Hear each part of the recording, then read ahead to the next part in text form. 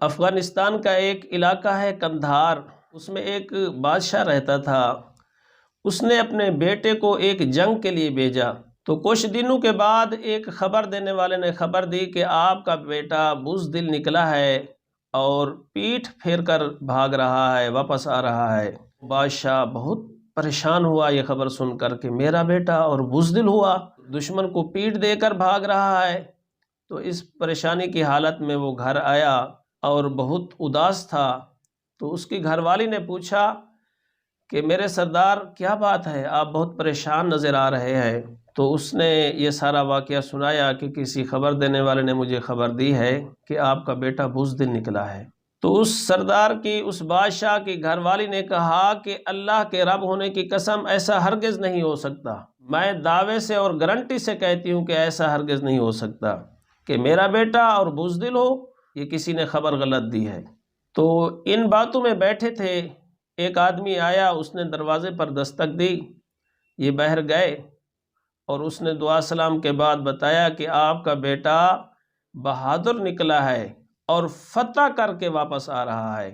پہلے والی جو خبر تھی وہ غلط تھی، کسی دشمن نے دی۔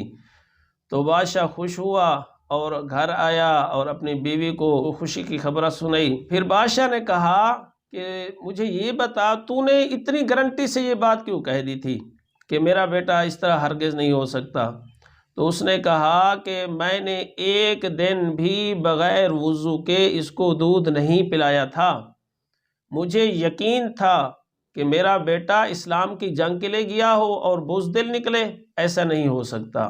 تو میں پورے اطمینان کے ساتھ آپ کے ساتھ یہ بات اس لیے کر رہی تھی کہ میرا بیٹا بزدل نہیں ہو سکتا، وضو کی برکت ہے، میں نے ایک دن بھی بغیر وضو کے اس کو دودھ نہیں پلایا۔ تو میرے دوستو، یہ وضو بہت اچھا عمل ہے، بہت پسندیدہ عمل ہے۔